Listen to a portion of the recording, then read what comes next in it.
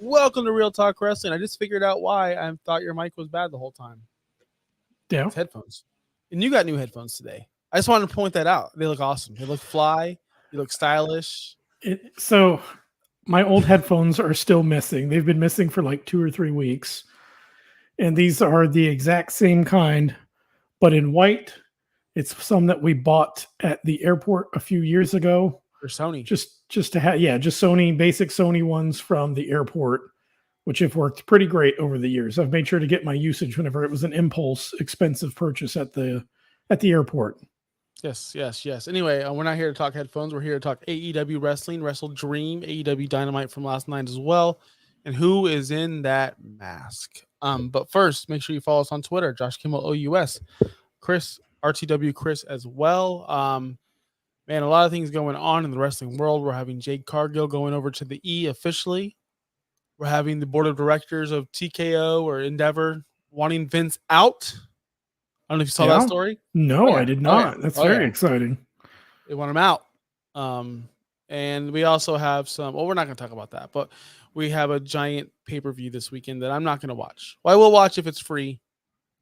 I'm not going to go buy this pay-per-view. I don't think it's free. It's not a free per-view. It's a pay-per-view. You got to pay for it. I know. That's what I'm saying. And Tony, this is why I don't like this whole 12 pay-per-views a year. I just don't like it. I think it's awful. What's going to end up happening is what's going on in WWE. Seth Rollins beats Nakamura in this pay-per-view. Seth Rollins beats Nakamura 4 weeks later in the next pay-per-view. Seth Rollins beats Nakamura 4 more weeks in the next pay-per-view. And then it's on to the next feud. Yeah. That sucks. Or you might have a different... AEW doesn't do a lot of rematches. They'll just do Jay White versus MJF. And then he'll beat him for no reason, no story. MJF versus this guy, no story. It's just going to be a lot of matches with no stories, which basically they do now. But Chris, let's start off with the top. Do you want to do the preview first or just talk about the little news? Let's start with the preview. The big one, huh? Right. Yeah. You don't want the big story. You got to lead with the big story and then work your way down. You don't want to talk about the broken ankle or who's under the mask? No. Got to leave you wondering for a little bit longer because you don't know who it is, which is shocking. I don't know who it is, and neither do you, by the way. But let's get to Wrestledream. Long ass. Don't tell people who it is. It's fairly obvious, but go ahead. All right, we'll start. Let's start at the which pay-per-view, because I know you're on your phone. I got my tablet or my computer in front of me. Which match are you seeing first? Bryan Danielson, Zack Sabre Jr. I know you're very hyped to see Zack Sabre Jr. Yes. Saber-tooth tiger. That's all I can think of. That's all. I think this match is going to be good for what it is, but again, no story. Don't care. You're going to see a lot of technical wrestling. You might see Danielson's going to go over. He's not going to lose. Yeah. People might be. My question is, where do they place this match? Because it's deemed as a dream match, and everyone wants to see it. Yet I've never dreamt of this match. I don't know many people that have. Where do you place a Bryan Danielson on this card with this card? There's no AEW title defense. So I was looking through, what would be your main event on this card? Is it this? Is it Bryan Danielson and Saber-tooth Tiger? Saber-tooth Tiger. I mean, possibly, because there is no main title defense, and it's called Wrestledream, and if this is considered a dream match by some, would this be the one that headlines the show? I think it could. But I don't know. I guess I haven't really put a ton of thought into it because I'm not as invested in this pay-per-view because, like yourself, I know I'm not going to catch this one. I just can't be dropping $60 every month on pay-per-views. I just can't.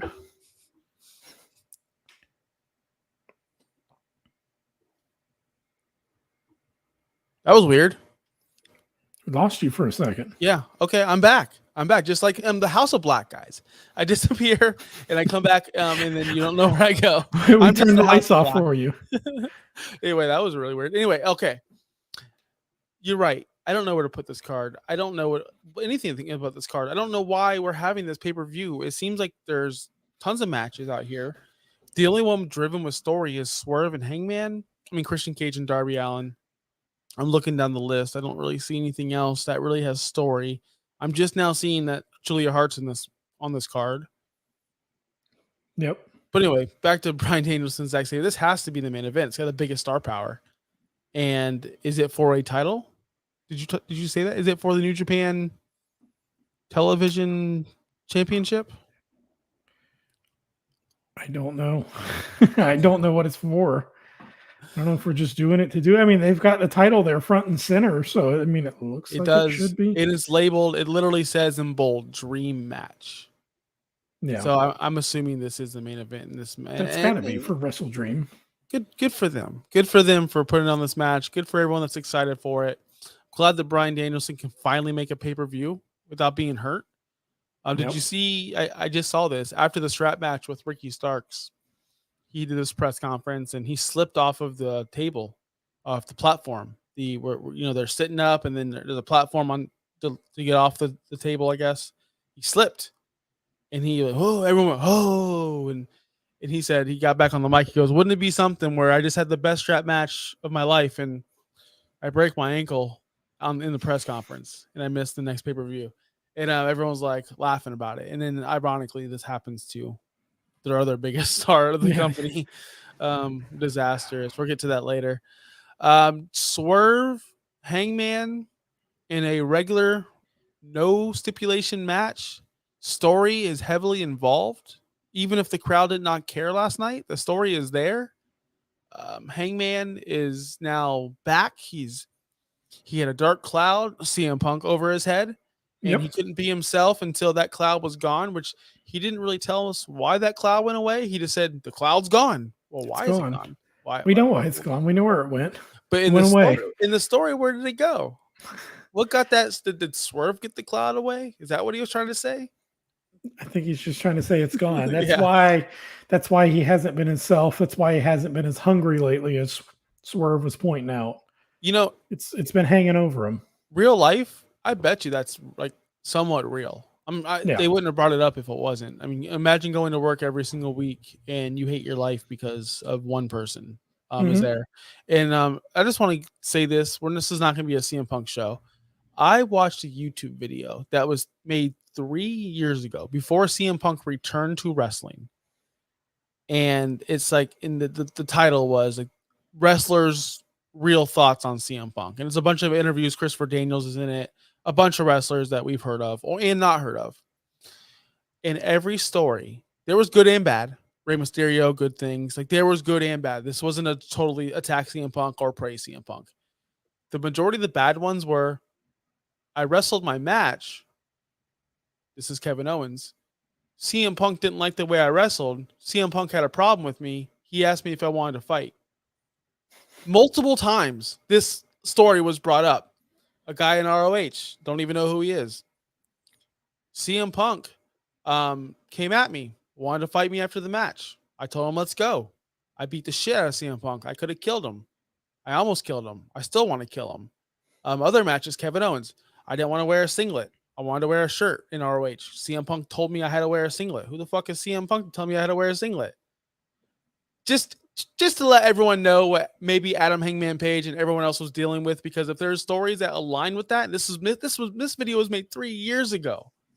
If all these things are aligning together, yes, the black cloud was real, and it's kind of wild that I saw that promo last night, kind of right before I watched that video. Anyway, I wish Swerve was a better promo. You don't like his promos? I like everything about Swerve right now. I don't think the people get it. I get it. I like the way he talks. I like the way he's relaxed. He's actually talking like a human being. He would talk like a human would talk in a confrontation, rather than like, this Sunday night, I'm going to beat your ass and I'm bringing hell with me. Like he actually talked, but he was kind of struggling. You saw that. But I do love everything about Swerve. I think Swerve has to go over, but I don't think he will. No. For this match, I think this is the match that I would be looking forward to the most out of everyone that's on the card. Like this, this is the one. Do you think that this is a sign that they're going to start pushing Swerve higher into the main card with these other guys there? Because I feel like he's not really been anywhere near a Hangman or a Kenny or anyone like that. I think they have to. I think this is a part where they have to do something because it's stale at this point. You lost CM Punk. That's, you talk fantasy football, it's vacated targets, that's vacated matches, vacated spots, storylines. You Mm-hmm. need someone to step in. I'm not saying he's going to be as impactful as CM Punk, but we need another main eventer. And this company is lacking a good heel, a sadistic heel, someone like him. You have heels that want to be cool, that get cheered by the crowd. That's why MJF is so over, because he was eventually cheered by the crowd because of his heelness. Whereas we need someone like a Swerve that can carry that load. Yes, he does need to be in the main event. I also think this elevates Adam Page back up, because to me, I know you're a huge fan and I know a lot of people Mm-hmm. are, but to me, I thought I kind of forgot about him. He was kind of not on my radar. To me, he was a one-hit wonder with that storyline with Kenny Omega, and that's all they had. Now I'm glad to see him in something else, because seriously, what else has he ever done in that company but that story? I mean, that story took a couple of years, 2 or 3 years, but yeah, Exactly. since that finished, I mean, he was kind of, well, no, because the Dark Order stuff was still kind of a part of that. It was like loosely based on the Just side. loosely, it was a side story. But yeah, outside of that, you're thinking back to like different stories or things that he's been involved in. Like that's really it. Yes. So let's get him back elevated to the top. Let's get Swerve elevated to the top. Let's get rid of Prince Nana. Let's get rid of these guys. Let's have Swerve as a real legit, wrestler, Yeah. impact player. Like a Jay White. He's being called up and he's put into the main event. We need more guys. We need fresh faces. Because I'm Mm-hmm. sorry, every week when it's MJF and Kenny Omega, and I mean, he's not in the main events, but same guys, kind of gets boring. Yeah. Next match on our list, it looks like FTR versus Aussie. Open. Why? Is this a dream? I'm asking you, is this a dream match? No. I don't know. I feel like they've really been trying to push Aussie Open though lately. Why? Like not push them like to the top, but like push them as like regulars on the show. They need it. They need to be. Let me ask you this. Dax Harwood has been very vocal on Twitter lately, especially about his open challenges. In the description, by the way, I put in the description, it's an open challenge tonight. I'm holding for the host. If you want to be the host of this show, I'm holding an open challenge. Challenge me anytime. I'm saying open challenge is the new thing. You got FTR doing it. You had John Moxley doing it. You had Orange Cassidy doing it. Listen, open challenges on Real Talk Wrestling. Another fucking open challenge.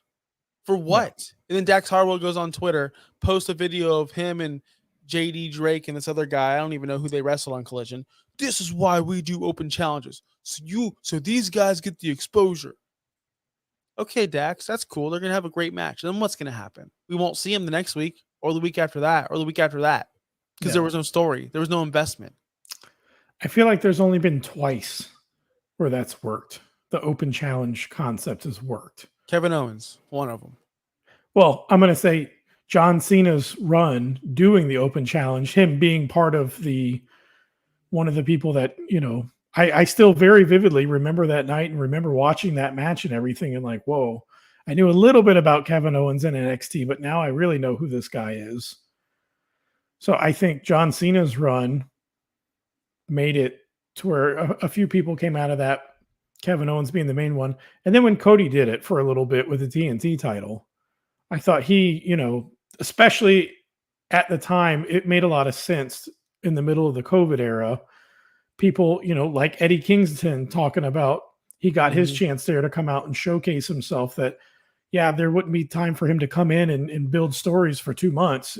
This was a way just to get him on the show and a handful of other people that they were able to bring in. So sometimes it works, but you can't just keep doing it over and over and over again. Like what we're seeing with the international title and apparently now the tag titles. Like it works a little, but don't overdo it. So I don't know what week we're in. We're week 32 now. What's more important, the international title that's getting pancaked hot potatoed around an open challenge, or the TNT title that has a real story? Which one, Chris? I just want to know. I want to know which one's more important. Which one opens the show weekly? Which one's the first thing that you see every week? Which one has a better promo? No, it's good. Like I told you from the beginning, my only concern about the TNT title was they were going to do what they kept doing with it where it would start up, and then think about Warlow. He was real big on there. You had Hobbs. Like they would start these stories and then they would disappear. That was my only issue with it was it going to disappear, which it hasn't. So I'm totally good with it. It is way more intriguing than the international title because it does have a really good story there. It has a character with the belt that you want to see him get the crap beat out of him. And that's what you should have. So it's working. That was my own thing. As long as they didn't abandon it 3 and 4 weeks in, and they haven't. So I'm good with it. I'm on board. Why do you think Christian Cage won the TNT title? It was more intriguing and more of a, you got more heat as on Christian as him.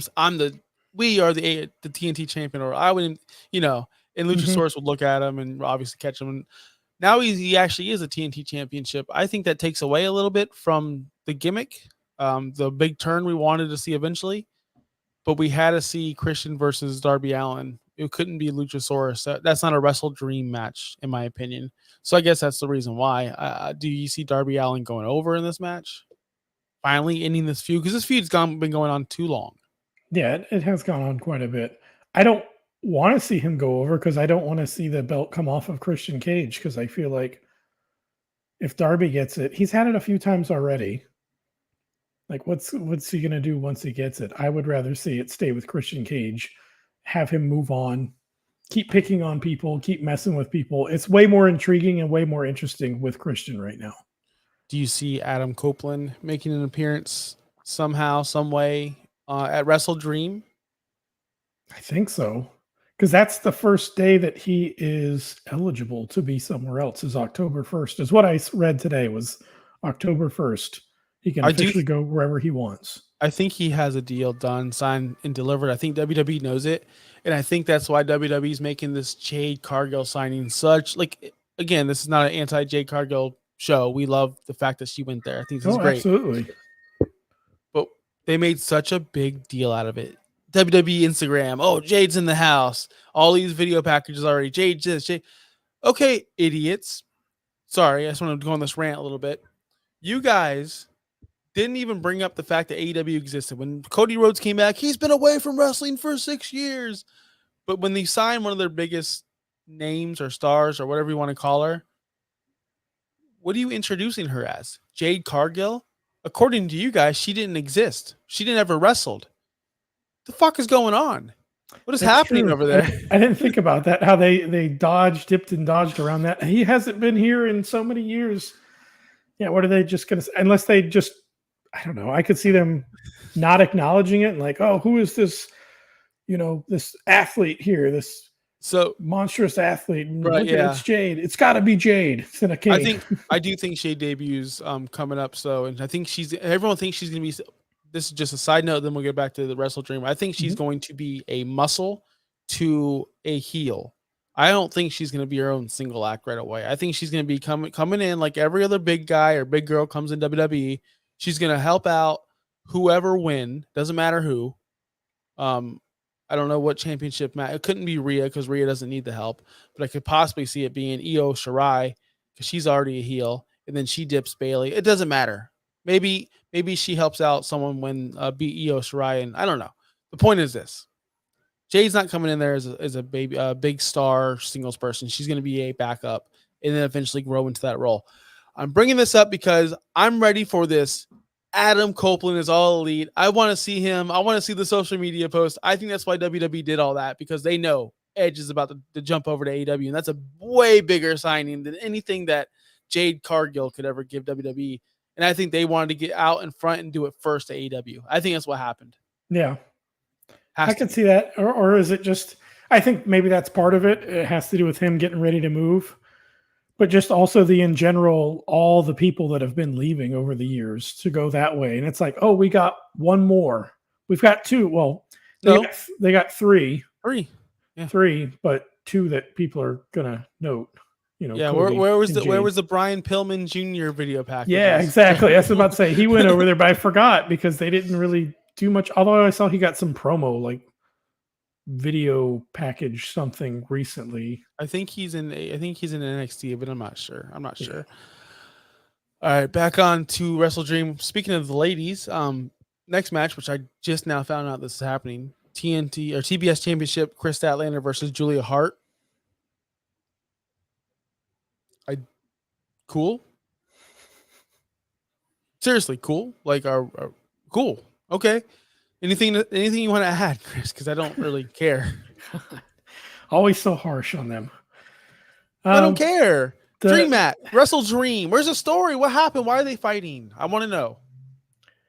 So Julia had a pretty decent match on Wednesday. I feel like she's getting better. I watched, and she fought Yeah. Sky Blue too. I watched her matches. Yeah. She's a good worker. She's okay, but I want to know why. I don't know why. I couldn't tell you that much. Just trying to hype it up, trying to be the positive, the face here. But I don't know. It should be good. Chris Statlander. I don't know where, there's a lot of these. I don't know why.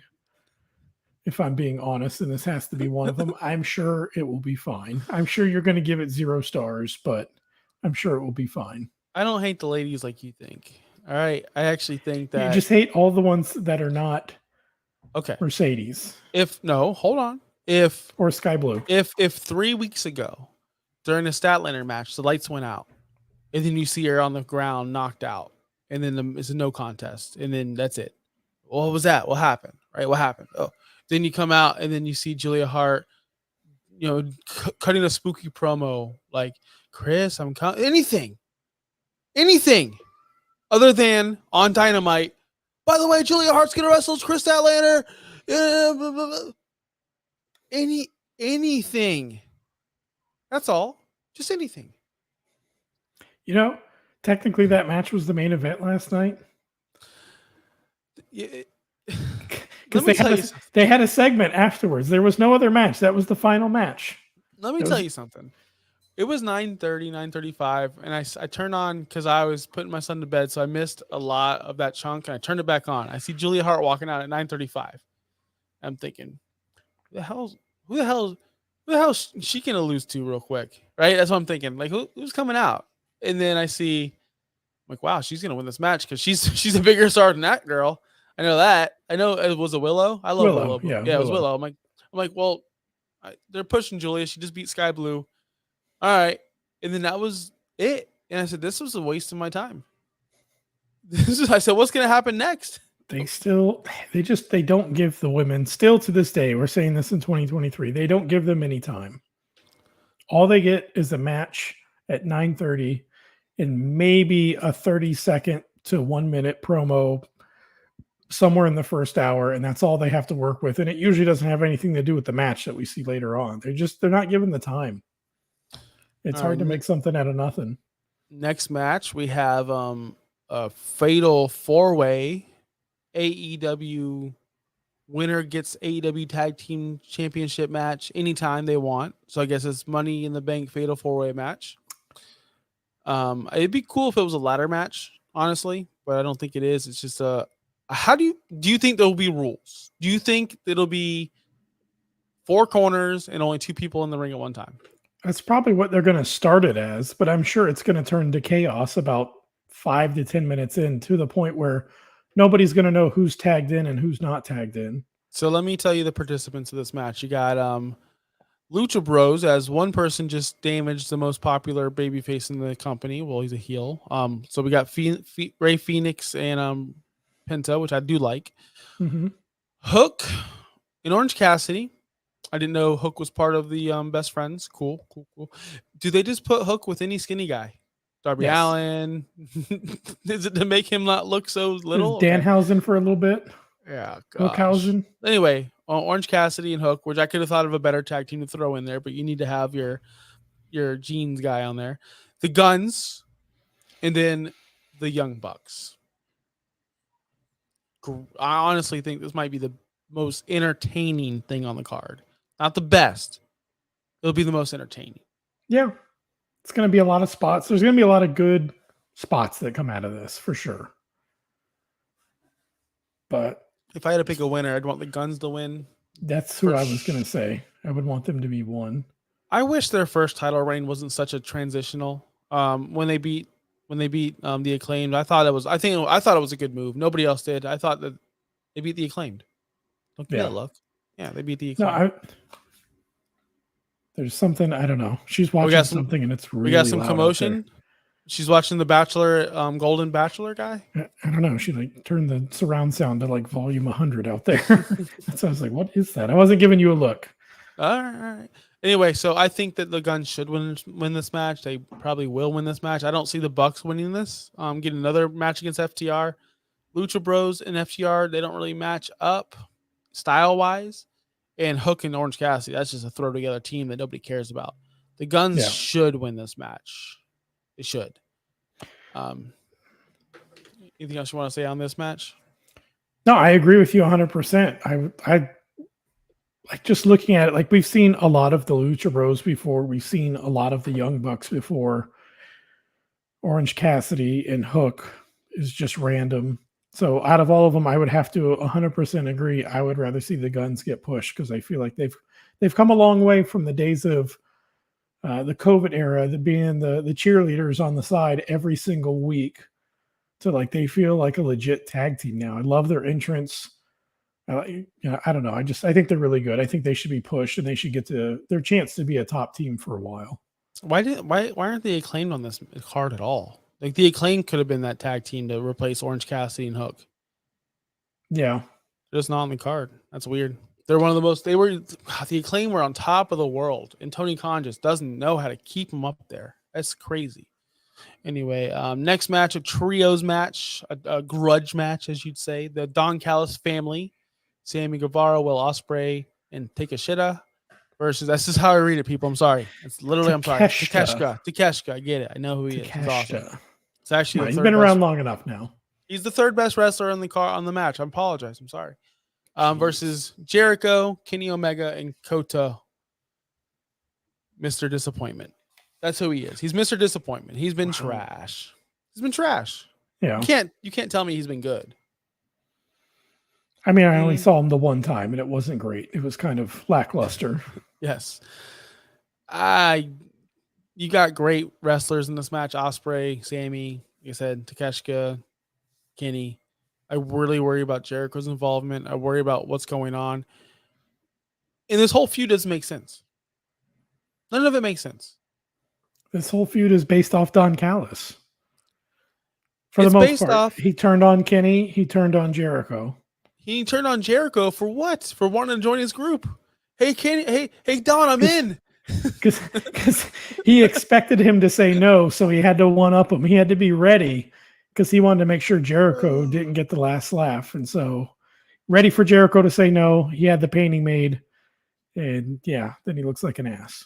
And then Sammy turns on Jericho for what? For what? For what? For all the stuff that he did in their appreciation society. But why did Don Callis come out like he's the one who did it?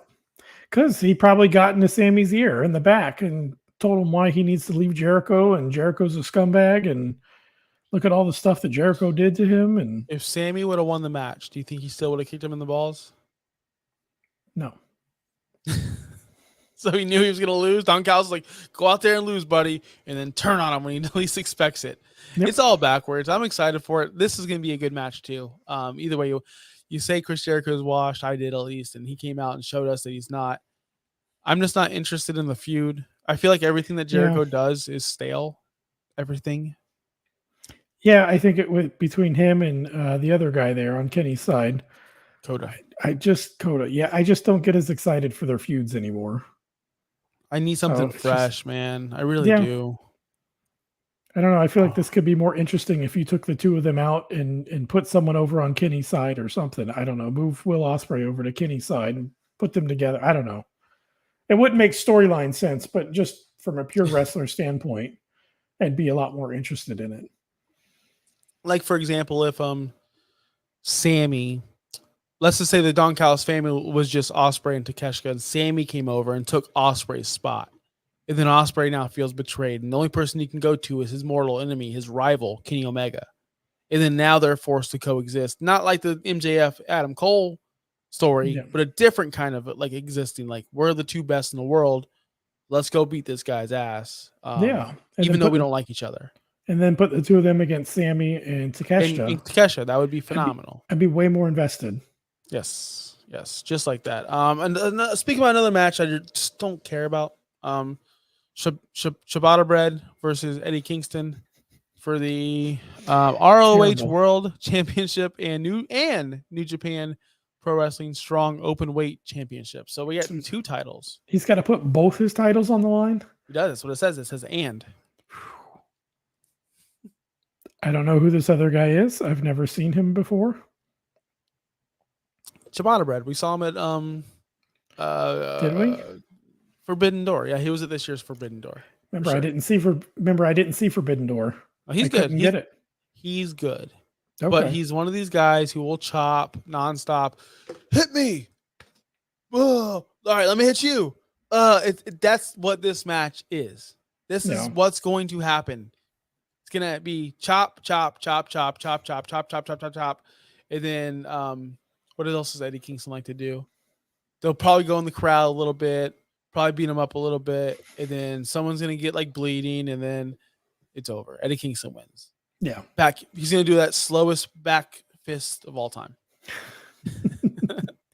Yeah, I don't see him losing. There's no way after just winning that championship, how excited everyone was for him. There's no way that he drops the title right now.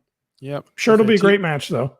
Two more matches to go. Let's do Ricky Starks and Wheeler Yuta because I don't know. I miss this. I miss why they're wrestling. I honestly watched Dynamite. I watched Dynamite and I couldn't figure it out. I didn't see one segment on why they're fighting. Can anyone explain? Is it because Bryan Danielson? No. Oh, man. I'm trying to remember why. There's a reason why. I don't remember off the top of my head. Isn't there something that's been going on with him and the BCC or something? I know he wrestled Bryan Danielson. I know that in a strap match. Yeah. So I think he's just running through the BCC right now. Cool. So he can get a win on because he lost to Punk. He lost to Bryan. He needs to get a win. So I guess throwing him the loser of the BCC works out. Plus, there's no one left. Everyone's hurt. Everyone's dead. Good. And yeah, because Ricky needs to win that one. He can't keep taking losses. Is this the main event? MJF versus The Righteous. MJF versus I don't know who these people are. You can play your video packages. I don't care. What is happening? The Righteous. You don't know about The Righteous? Nobody knows about The Righteous, Chris. That's very true. I don't know anything about them either. Hey, you know what? Let's give him a chance. I thought Brody King was a joke when he came in, and I actually like his act. I like what he does. A lot of people are comparing this Righteous people to rip off Bray Wyatt, the Wyatt family. Have you seen that? No, I haven't. Yeah, I heard a lot of people, what a rip off. Maybe it's from WWE Marks. I don't know if they keep this as a handicap match. Adam Cole's going to be out for a long time, if you believe the reports that he's actually hurt. There are some people out there that still think this is a work somehow, some way, and that he might be under the mask somehow, some way. You're smiling right now because you probably think Adam Cole's in the mask. Is Adam Cole in the mask, Chris? Are we jumping to that now? Are we done with that match? Why are we going to talk about this match? MJF's going to lose to the fucking Righteous? Come on. Let's get out of here. Let's be real. There's no way. You're dying to know who's under the mask? Mm-hmm. You didn't see, because you said you didn't see it. You didn't see the segment. You didn't know anything about it. Let me tell you, people. Whenever Swerve was talking about my house, whose house, and Adam Page is yelling cowboy shit, and then he stabbed him in the hand with the pencil. He's like, hey, you want to see a magic trick? And he did the whole Joker thing, except for he didn't use his head. They're pulling each other apart, and I saw like it's gotta be over. So I turned it off. Yeah. And then I hear everyone like, what a cliffhanger. What cliffhanger? I missed everything and I still haven't seen it. I don't know what's happening. Who attacked who? It was just very brief at the end, like a 30-second little backstage thing. And it was Jay White that was getting attacked. By the Devil Mask. By the Devil Mask. A very skinny person under the Devil Mask. You think it's Adam Cole? That the speculation right now is that it very much could be Adam Cole. The evidence would support it. Because right now that we're finally talking about it, I'm sending you a picture from a few weeks ago, and take a look at that picture right there. What do you see in the back? Yeah, I see the devil mask because But it's behind who? It's behind Adam Cole. There you go. It's behind Adam Cole. The guy that was doing it was very small. It wasn't MJF because he was too small to be MJF. And the person in one of the very quick clip shots, you can see the person had like a man bun, what looked like a man bun. And then he had 3 other masked people helping him. One of them looks like they were wearing a neck brace. And then it's 2 other big dudes. It looks like it is Adam Cole with Roderick Strong and his 2 dudes going into the back. And he's now wearing the mask and beating people up in the back. Why would he do this? What's the motivation? We don't know yet. We're going to find out. This is part of the story that's going on of, is he helping? Because he left Adam Cole, he left with Roderick Strong. Remember? He was calling him, come on, let's go. And then the 4 of them walked out together. Adam was kind of trailing behind, but he left with them. And then later in the back at the very end of the show, 4 people show up, and their physical appearance perfectly matches Adam Cole, Roderick Strong, and his 2 guys. And one guy looks like he's wearing a neck brace. So you think the broken ankles will work? I don't know. That's kind of tough because if that was a work, man, he did really good selling that from when it happened up until now. And people are talking about, oh, Britt just posted that just to really feed into the work. And that'd be good because I noticed it live when it happened. And I was thinking, oh, crap, this is a problem. He looks like he just got hurt. So if it's all a work, then that is incredible. And it would also be kind of funny because there was a lot of people that were ridiculing Tony Khan for not going to the hospital or whatever with Adam Cole. But if it's all the work, then that would explain why there was no need for him to go. Do you think I'm going to send you this one too? He's eventually going to turn on him. Like, what's the point of this? We're going to find out. I just don't understand the motivation. You got to sit back and enjoy the ride. I did see Disco Inferno say that they AEW hired Retribution. Which is you remember that group? Yeah. I sent you another picture there. If you look very, very closely, you can see what looks like a neck brace around that person on the back side of their neck. There's something sticking out a little bit there. Yeah, I see. That looks like Roderick Strong in his neck brace.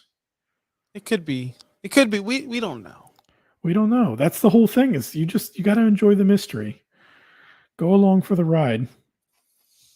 Well, maybe it is Adam Cole. Maybe we're all being worked. I'm on the impression that he really is hurt because I'm just here's the one thing. If he was really hurt and this was not a work or it was a shoot and he's really got a broken ankle and yada, yada, yada, I don't think the handicap match would go on. I don't think there would be a handicap match. I think they would go, hey, we're going to cancel it. There's no need for this, yada, yada, yada. Or MJF's going to find a partner or something. But if they can't find a partner, though, because they're tag champions. So have you watched wrestling? Have you watched wrestling ever? Chelsea Green got hurt. And then Chelsea Green lost her partner. And she's had 2 different tag team partners since. And they both claimed as tag team champions. Yeah, that's weird. We talk about it. Happens all the time. Any sense? Rick Steiner beat Buff Bagwell and the Big Show in a handicap match for the WCW champions. And Rick Steiner, when he won them, he had 2. He got to choose his own partner to be a champion. It does work that way. You just got to think outside the box, Chris. Yeah. You got to think outside the box. But I wonder too, even if, let's say Adam Cole really is hurt, maybe this is a way that they can keep the story that they've been building going. They just can't put him in a match, but they're just going to have to move to more backstage segment stuff. Yeah. Because then he doesn't have to take bumps. He doesn't have to wrestle. He can just be in the back and do these little beat down segments. Or maybe he just does a video. Maybe he doesn't even have to fly out one week. They just set up some cameras at his house and he just records something with a voice box or something. And there you go. That extends the story. He doesn't have to wrestle. He doesn't have to leave his house. they could use this kind of as a way to keep things moving without having to have him in the ring. They could make it work, stretch it out, and then once he's back, then finish the story. Finish the story. Just like my boy Cody says, finish the story. Oh, we're going to finish the story, leave it at that. Leave you on a cliffhanger. We don't know who it is. Usually I'm on the pulse. Usually I know You who's are. under the mask. I'm Usually surprised. I am in it. But let me tell you something. This whole ankle thing, from the moment it happened to now, I don't know. I don't know what's happening. But I will tell you this. We'll be here next week, just like we are every single Thursday. But Chris, I'm looking to my left. I wrote down every single Lightning game I have. We got a lot of Thursday games. We're going to have to do something about our scheduling. We might have to do some early shows. Or I don't know what we're going to do, but we'll worry about that at a later time. Make sure you follow us on Twitter, Josh Kimball OUS, at RTW Chris as well. Until next week. Oh, sorry, my tooth is starting to really hurt. Until next week, do we have anything else we want to say before we go? Tony, if you're going to start adding all these pay-per-views, it's time to hop on the streaming service because they can't keep up. Peace out, guys.